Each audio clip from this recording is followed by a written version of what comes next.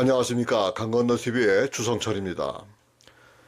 트럼프 1기와 2기의 분위기를 살펴볼 때에 사뭇 달라 보이는 현상입니다. 특히 반대하는 목소리가 현저하게 줄어들었습니다. 그 이유는 무엇일까라는 질문으로 이제 시작을 합니다. 트럼프 1기는 참으로 힘들었던 시기라고 생각됩니다. 물론 많은 이유가 있었겠지만 먼저 트럼프는 정치인이 아니었고 사업가였다는 것입니다. 어떻게 보면 정치인이 아니었기 때문에 당선되어 새로운 분위기를 조성하는 데 일조했다고 할 수가 있었겠지만 많은 변화가 또 미국인들의 삶에 많은 영향을 끼쳤음에도 불구하고 인기를 얻지 못했습니다. 또한 그의 말하는 태도를 볼 때에 정치인의 말투보다는 사업가, 그것도 회장급의 자세를 보면서 모든 사물을 보다 보니 많은 사람들로부터 불평을 듣게 된 것입니다. 트럼프를 이해할 수 있는 것은 그가 젊어서부터 회장직 레벨에서 살아왔기 때문에, 다시 말해서 그는 지금까지 어느 누구 밑에서 일해본 적이 없었기 때문에 말투나 자세가 보통 사람들에게 좋은 이미지를 주지는 못했다는 것입니다. 두 번째로 그의 강요들을 생각해 볼 때에 상당히 힘든 과정을 지났습니다. 처음에 그의 강요들이 선정됐을 때에는 많은 사람들이 마치 금방 세상이 바뀔 것으로 생각됐습니다만 그의 강요들은 정치에 노련한 사람들이었고 심지어는 군 장성들마저도 정치물을 많이 먹은 상태라 트럼프의 정책을 뒷받침해 주지 못했다는 것입니다. 그래서 그의 강요들을 여러 차례 갈아가면서 4년이란 세월을 보냈고 또한 그가 선정한 펜스 부통령까지 그를 배신한 것으로 트럼프의 정치 생명은 나락으로 떨어지는 것처럼 보였습니다. 세 번째로 미국의 복음주의 신앙인들이 있는데 이들이 불거 참여했다는 얘기입니다. 2016년의 선거 때 적어도 300만의 미국 복음주의 목사와 신앙인들이 투표에 참여하지 않았습니다. 그럼에도 불구하고 그는 대선에서 승리했고 미국 45대 대통령으로 취임했었습니다.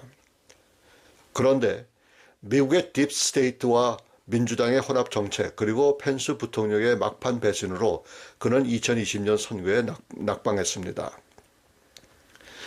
미국 복음주의자 유권자들은 트럼프를 싫어할 뿐만 아니라 증오까지 하는 상태였고 사실상 그의 1기 행정부 때 기독교인들에게 큰 유익을 가져왔음에도 불구하고 그를 적대시하고 불평했다는 것입니다.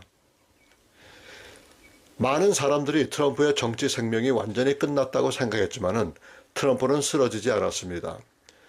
그는 지난 바이든 행정부 때도 조용히 자신을 굳히고 재기하기 위해서 만반의 준비를 했다는 것입니다. 사실 미국에서도 좌파들의 극성을 피우는 바람에 대통령이 의회에 한 번도 아니고 4번 이상 출두했고 미국 주요 미디어를 비롯해서 모든 민주당 사람들은 그를 완전 독재자로 그리고 현대판 나치스의 히틀러로 조롱하면서 그를 깎아내렸습니다. 그런데 트럼프는 사람들의 생각과 달리 재기하여서 47대 대통령으로 당선됐습니다. 여기에는 중요한 몇 가지가 있는데 첫째, 그는 꿈을 접지 않았다는 것입니다. 그는 법원에서 온갖 수모를 당하면서도 눈 하나 깜짝하지 않고 지난번 선거에 부정선거였다는 걸 굽히지 않고 민주당이나 딥스테이트에서 고소한 내용들이 모두 허위였다는 증명을 내보이면서 압력으로 트럼프를 누르려고 하는 민주당 인사들을 다 꺾어버렸다는 얘기입니다. 두 번째로 지난 4년의 기간을 돌아볼 때 바이든 행정부가 자국 미국을 위해서 정치를 편 것이 아니라 해외 문화 행사, 군비 등등 불필요한 일에 수천만 불을 돈을 쓰면서 경제가 더 힘들어지고 무직이 늘어나고 일상에 필요한 생활 환경이 어려워지면서 미국인들이 변화를 원하는 것으로 변해갔다는 얘기입니다. 이 기간 동안 트럼프는 미국 방방곡곡을 찾아다니면서 국민들과 대화의 창을 열고 사람들에게 자신의 진심을 내어 보였다는 것입니다. 세 번째로 트럼프는 미국인들을 뽑는 대통령입니다.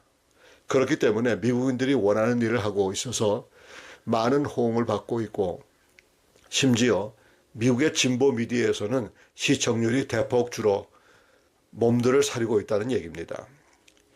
2기에는 그의 강요들이 30대 후반 아니면 40대 초반의 젊은 피로 구성되었습니다.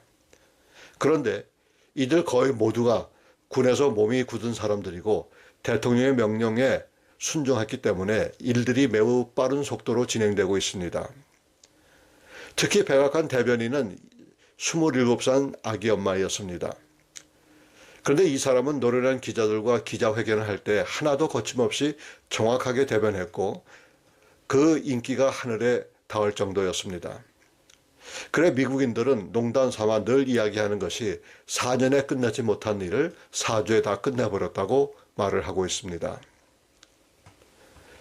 넷째, 미국의 여론조사가 라이프웨이 리서치가 조사한 것을 보게 되면 그 응답자 가운데서 60%가 넘는 사람들이 트럼프를 지지했다고 보도하고 있습니다. 또한 기독교인들이 지난 선거와 달리 지지는 더 견고해지고 있는 상황입니다. 앞서 언급한 이야기지만 트럼프 1기 때에는 복음주의 유권자 300만이 투표에 응하지 않았습니다. 그 이유는 여러 가지 있겠지만 트럼프가 정치인이 아니라는 것과 그가 사업자이기 때문에 또한 그의 말과 행동에 그들에게 좀 거슬려서 반대를 했었다는 것입니다. 그런데 이번에는 상황이 전혀 달랐습니다. 기독교인들은 물론이고 타민족 유권자들도 많이 동참했습니다. 그 가운데 기독교인들의 영향이 참으로 컸다고 볼 수가 있겠습니다. 기독교인들 가운데 1기 트럼프를 싫어했던 사람들이 2기 때에는 트럼프를 지지하고 나섰기 때문입니다. 아무래도 대통령 2기가 더 인기가 있었던 것은 그도 대통령을 한번 경험했기 때문인가 아닌가 생각을 하고 있습니다. 물론 요즘에 최근에 있었던 우크라이나 대통령과의 백악관 대변을 통해서 상당히 미국인들의 이맛살을 찌푸리는 그런 일들이 있지만은 사실상 트럼프가 하고자 하는 그 일에 대해서 많은 그 미디어들이 반대를 하고 나서고 또 진보주의 성격을 가진 사람들이 직접 반대하고 나섰기 때문에 이 일에 대해서는 앞으로 두고 봐야 되겠지만은 상당히 힘겨운 싸움이 아닌가 생각이 됩니다. 하지만 트럼프 대통령은 기독교인들과 함께 그 기독교의 가치관들을 지켜주기 위해서 오늘도 열심히 수고하고 있다는 것입니다. 그래서 그의 강요들 가운데서는 진실한 또 진솔한 기독교인들이 많이 있고 또 기도하면서 모든 일을 하고 심지어는 모임을 할 때도 서로 간에 기도 먼저 하고서 이 일을 보는 걸 봤을 때는 이게 전 행정부하고는 상당히 다른 모습을 보여주고 있다는 것입니다.